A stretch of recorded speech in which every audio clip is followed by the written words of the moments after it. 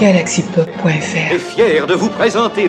Les WC étaient fermés de l'intérieur. Un érotisme insoutenable, de l'amour. Patron, oui, si vous saviez comme je vous aime. Les WC étaient fermés de l'intérieur. Previously on Lost. Fais gaffe, hein. Faut pas faire confiance aux gens qui portent un masque. Salut! Vous en mettez du temps. Écoutez, je ne tiens pas à être grossier, mais ce que je fais n'est pas facile, alors évitez de me déranger tout le temps. Désolé. Dites donc, vous ne pouvez pas aller beaucoup plus vite? Si vous êtes si pressé que ça, vous pourriez peut-être me lancer une corde ou me tendre une branche, quelque chose, vous rendre utile? Je pourrais faire ça. Mais je ne pense pas que vous accepterez mon aide, si vous savez que je vous attends pour vous tuer. Ça, j'avoue que ça n'est pas fait pour me mettre en confiance. Je promets de ne pas vous tuer tant que vous ne serez pas debout devant moi. Voilà qui est encourageant.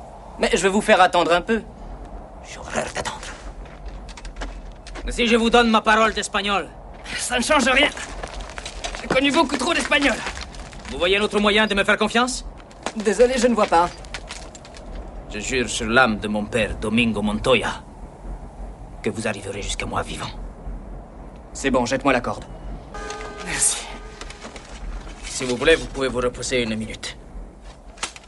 Encore merci. Je ne voudrais pas abuser. Mais pouvez-vous me dire si par hasard vous avez 6 doigts à la main droite? Vous commencez toutes vos conversations comme ça? Mon père a été assassiné par un homme à 6 doigts. Eh bien, je te souhaite de le trouver un jour. Alors, tu es prêt? Que je le sois ou non, tu as été très fair-play. Tu me sembles un type bien. Ça m'ennuie de te tuer. Tu me sembles un type bien. Ça m'ennuie de mourir. En garde.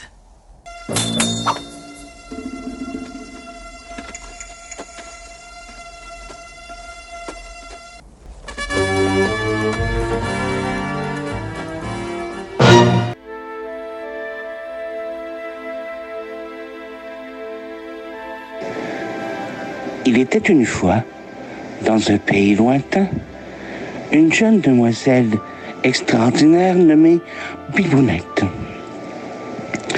Dans tout le royaume, on enviait le charisme et le sens de l'humour de Bibounette. Mais un jour, alors qu'elle rentrait du marché, elle rencontra le palefrenier. Oui, il était pâle et il était frenier. C'était Bibou le gueux, un jeune homme tout frais et moulu, de la vie à la campagne, au bon air frais et au dur labeur, était là, tout muscle saillant, une légère pellicule de sueur sur son torse nu, en train de travailler à palefrener. J'ai aucune idée de ce que fait un palefrenier, mais dans les récits et les légendes et les gestes de l'histoire de Bibou et Bibounette, il est vrai que l'on ne mentionne que le palefrenier Bibou. Sa beauté, son front luisant, son charisme et son petit œil coquin faisaient de lui le parfait être en complément de Bibounette. Car Bibou et Bibounette sont à présent un couple. Un couple de charisme, un couple terriblement attachant et un couple qui amène tous ses amis vers de folles aventures, de franches rigolades et énormément de sourires.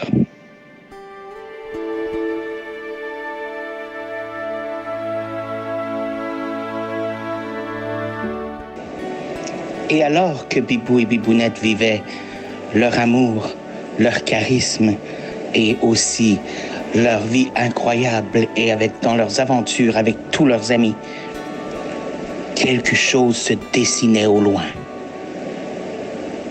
Une vieille sorcière, jalouse de toute cette attention que Bibou et Bibounette réussissaient à recevoir de tous les gens autour d'eux, décida de leur lancer un sort.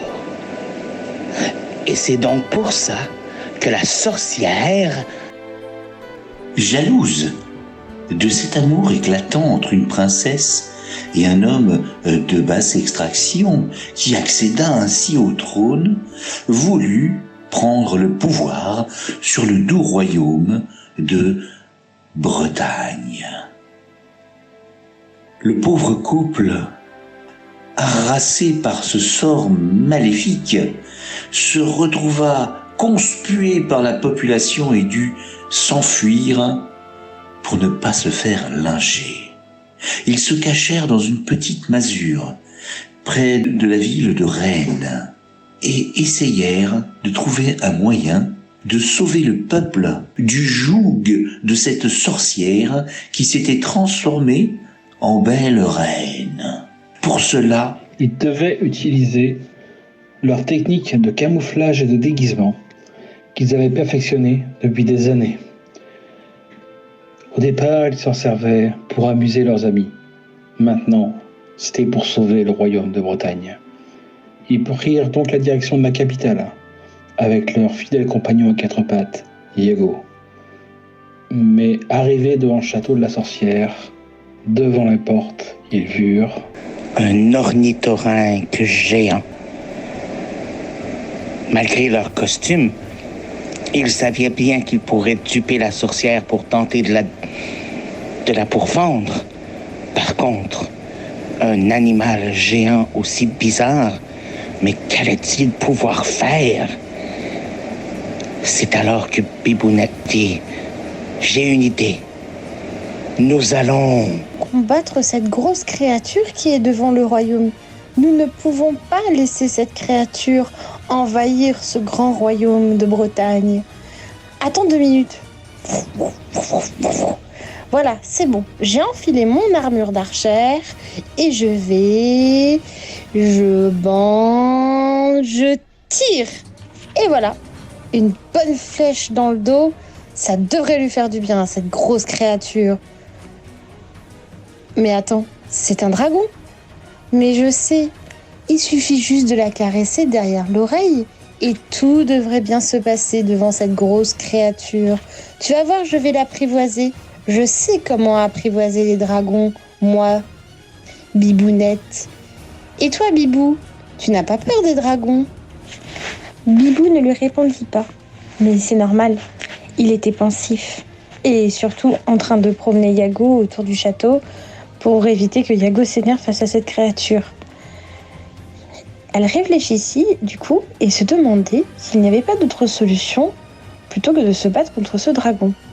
Du coup, elle rentra dans une pièce dans le château et s'assit à table. Elle ouvrit un énorme livre qui parlait de... conte sur les dragons et les princesses. En sorte, les dragons et les princesses, d'après le livre, menaient une sorte de duo au fil des siècles dans ce royaume de Bretagne. Il apparaissait que les dragons détestaient les princesses à cause de leur odeur. Cela fit naquère une idée géniale à Bibounette. Et si elle s'enduisait d'urine de dragon afin de le séduire? Mais où trouver de l'urine de dragon? Ça, il fallait qu'elle le demande à Bibou, car il était coutumier de bonnes beuveries avec des dragons, copains, des petits, mais qui buvaient beaucoup de bière. Il saurait sûrement où trouver de l'urine de dragon. Oh là là! Vite, elle sortit du château et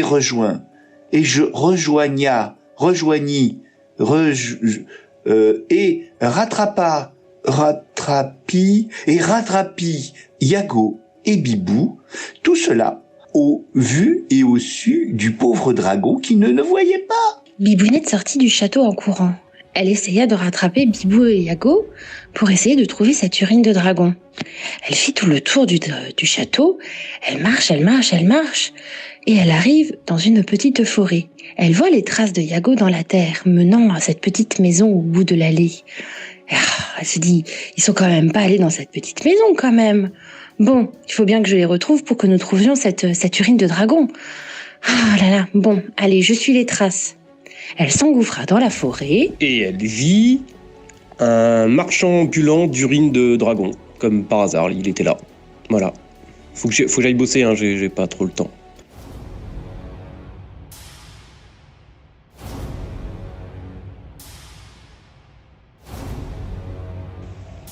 Et le marchand accueillit Bibounette en disant « Ah, ben la Bibounette, eh ben, vous allez peut-être m'expliquer ce que vous venez faire ici, parce que bon, c'est pas souvent que je vends de l'urine de dragon à une princesse, d'habitude c'est à des sorcières. Alors, tiens, j'en ai vendu 2 tonnes à la reine.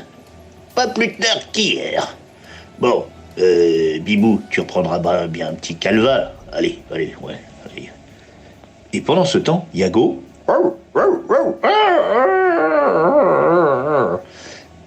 Bibounette, pressée, dit... 2 tonnes? Mais c'est énorme. Vous pensez qu'elle se baigne dedans ou qu'elle la boit? Le marchand lui répondit « Je ne sais pas. Toujours est-il qu'elle a épuisé tous mes stocks. Nous devons attendre encore quelques jours que je puisse me réapprovisionner. » Mais Bibou, Bibounette et Yago ne pouvaient pas attendre. Donc ils se sont mis en quête de chercher où la sorcière cachait son stock d'urine de dragon. Quelle ne fut pas la surprise de Bibou et Bibounette quand ils remarquèrent que la sorcière cachait ces 2 tonnes de pipi de dragon dans sa piscine olympique. Mais que peut-elle bien faire avec ces 2 tonnes dans une piscine olympique alors que ça ne la remplit pas? Je pense que le marchand va bien nous renseigner sur les quantités qu'elle a commandées. Alors Bibounette s'adressa au marchand et dit « Pourquoi pensez-vous que la sorcière a besoin de 2 tonnes de pipi de dragon? » Le marchand se retourna vers Bibounette et dit « Hey, écoute-moi bien. J'ai 4 femmes puis 22 enfants. Si une sorcière vient dans ma shop puis me demande 2 tonnes de pipi de dragon, moi, j'y vends 2 tonnes de pipi de dragon. J'ai pas besoin que quelqu'un me jette un sort ou me transforme en crapaud, parce que sinon, j'ai personne là, pour provider pour ma famille. » Bibounette, un peu déçue par cette réponse, se retourna vers Bibou et dit « Je sais ce que nous devons faire. Allons espionner cette piscine. » Rendu au château, Bibou observa la piscine avec ses yeux de faucon qui détectent tout et se rendit compte, mais ce n'est pas une piscine olympique. C'est le nombril d'un géant. Oh mon Dieu! La sorcière utilise le nombril d'un géant comme piscine olympique remplie de pipi. Mais cette sorcière est horrible. Nous devons aider ce géant.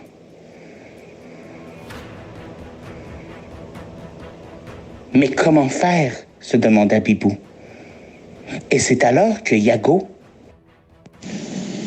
Oh là là, mais comment faire? Dis donc, Yago, une idée?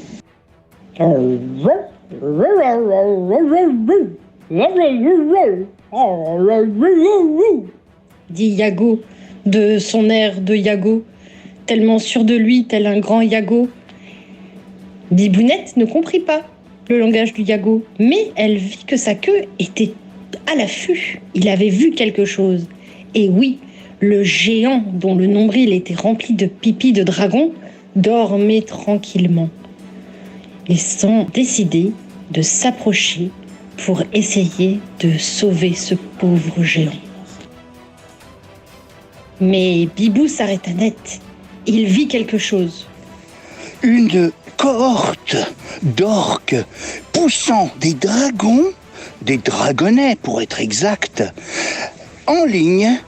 Pauvres créatures asservies, enchaînées avec des colliers lourds de fer et d'airain, ils s'approchèrent du nombril du géant. Ils se mirent en rond autour et firent uriner à coups de fouet les pauvres dragons. Uriner dans le nombril qui ressemblait à une piscine olympique. Mais pourquoi? Pourquoi? Bibou, n'écoutant que son courage, Bibounette, n'écoutant que son courage à elle, pas celui de Bibou, s'interposèrent. Et Bibounette, avec son arc, encocha plusieurs flèches d'un coup et terrassa 4 orques d'une seule lancée de son arc formidable. Bibou, lui, se fit ratatiner par un orque à peine plus haut que lui. Mais, eh bien, Iago tourna sur lui-même et abattit le reste de la troupe. Les dragons ébahis regardaient les héros et Bibou se grattait la tête car il voyait encore des étoiles. Mais qu'allait-il faire de ces 14 dragons et de toute cette urine encore dans leur vessie?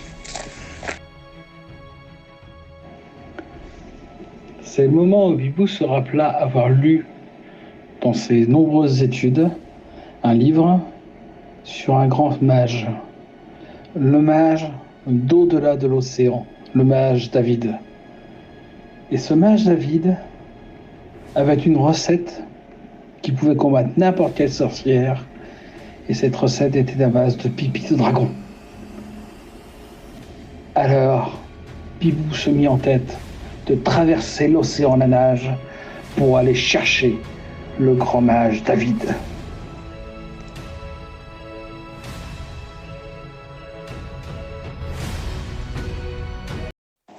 Quête. Ah, elle était très bien, monsieur Clégo. C'est très bien. Bon, maquillage, et vous pouvez vous occuper des acteurs là, un petit peu, de finir au catering. Voilà, allez. Bon, les lumières, parfait. Bon, le script. Le script, bon sang. Ok, le script, la suite. Il y a un petit problème. Sur le script, oui, Dino. Voilà. Il y a les bibous qui traversent l'océan. C'était une bonne idée sur le papier. Mais, et en plus, on ne s'est pas payé les plus belles femmes. La beautiful ragazza de toute la Bretagne et les plus beaux mecs pour les laisser sur le rivage. Alors, on va écrire ça. Vous me mettez un bateau et ils traversent tous enfin, avec Iago, bien sûr, hein. Le dresseur. Pas de dresseur? Ah ben oui, Iago, il est très... Oui, il est d'accord, le clébard. Il est d'accord. Alors, vous me... Oui, monsieur Dignon, je réécris tout de suite. Mais un bateau, c'est quand même... c'est au moins 400 000 € de plus. Et vous mettez en numérique. Ou alors, on fait une ellipse et voilà. Hein? Prenez des... J'ai des stock shots de Christophe Colomb, 1492, hein? Je vous les donne. Allez, bye. Attention, on reprend la traversée de l'océan. Allez, c'est parti. Tout le monde en place. Action. Pour rejoindre le mage David à la nage, Bibou prit la décision de prendre le bateau qui était sur le rivage. Sur ce bateau, il y avait Bibounette, bien sûr, l'archère. Il y avait Gauthier, bien sûr. Il y avait Clégote, bien sûr. Il y avait Dané, bien sûr. Et... bien oui, je leur dis que tu es là, oui. Et bien sûr, il y avait... Oui, je leur dis. Il y avait Iago. Ils montèrent tous sur le bateau et Bibou prit la tête de cette escapade pour rejoindre le mage David de l'autre côté de l'océan. Mais c'est alors que Bibou nous dit...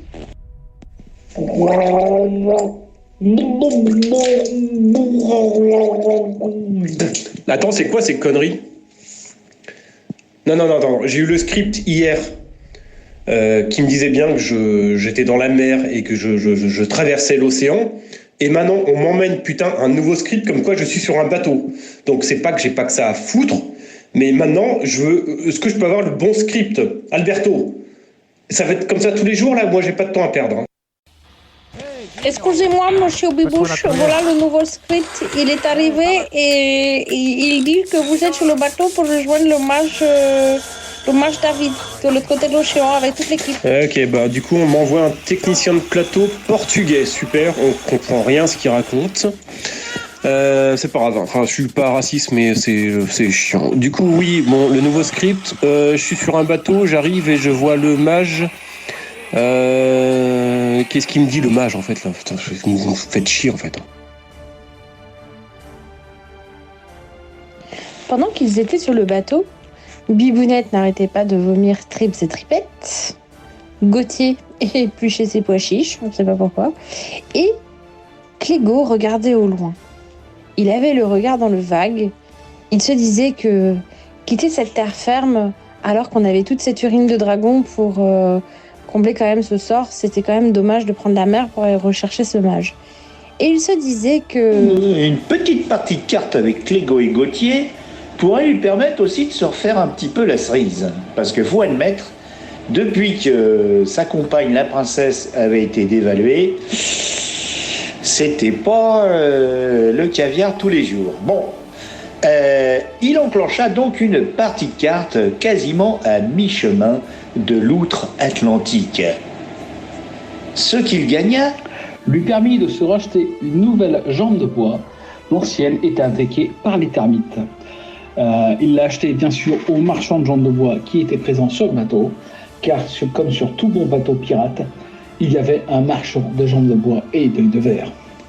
Bibounette, voyant que la bourse de Bibou recélait encore quelques piécettes gagnées au jeu, lui susurra nickel la jambe de bois, par contre il te reste encore un peu de fonds, achète donc un sex à pile. Et l'aventure continua sur le bateau de pirates.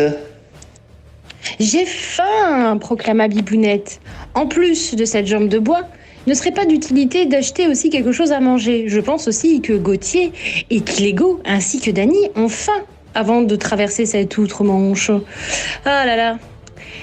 Mais que se passe-t-il sur ce bateau? Les voiles sont toutes fermées. Il y a peu de vent. On avance doucement.